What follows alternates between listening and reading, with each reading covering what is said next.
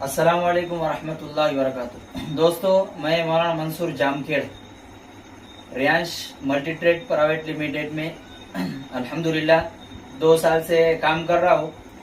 तो मैंने हमारे गांव के मामी है, उनके बच्चे को एक शिकायत थी झटके आने की। तो इस वास्ते उनको अमृत जूस का हमने इस्तेमाल कराए थे।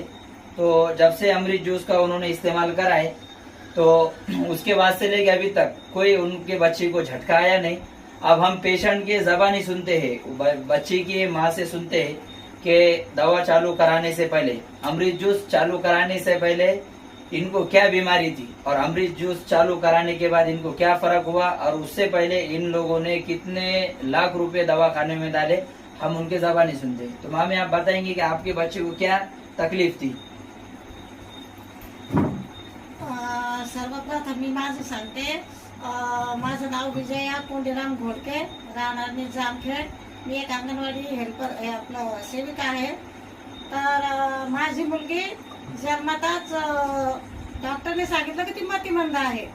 तर तिला जन्मल्याच्या नंतर 1 वर्ष झटके आले आणि नंतर तिला एवढे झटके आले 7 महिन्याला, 8 महिन्याला, कधी 1 वर्षाला, कधी 2 वर्षाला. मी इतकी परेशान झाले तिला एवढे दवाखान्यामध्ये दाखवले, मोठे मोठे तज्ञ डॉक्टर, पुणा, औरंगाबाद, बीड, जालना. तर मग नंतर मला असंच मग जवळजवळ मी 7 ते 8 लाख रुपये घातले त्याच्यामध्ये. आणि बिलकुल फरक नाही पडला. आणि मग नंतर मला असंच एक मेसेज मिळाला की हे औषध आहे अमृत ज्यूस म्हणून, तर हे तुम्ही वापरून बघा म्हणे. तर मग मी पहिल्यांदा एक बाटली आणली आणि तिला त्याने मला सांगितलं होतं 7 ml द्यायला, पण मी थोडं कमी दिलं म्हणजे माझी परिस्थिती तशी होती, माझ्याकडे पैसे नव्हते एवढे सारख्या बाटल्या आणायला, म्हणून मग मी थोडं कमी दिलं तिला. पण माझ्या मुलीला एक झटका आला त्याच्यानंतर 2 महिन्यांनी, आणि त्याच्यानंतर माझ्या मुलीचे झटके पूर्ण बंद झाले. आणि हे औषध मी तिला जवळजवळ 1.5 वर्ष झालं तसं देते.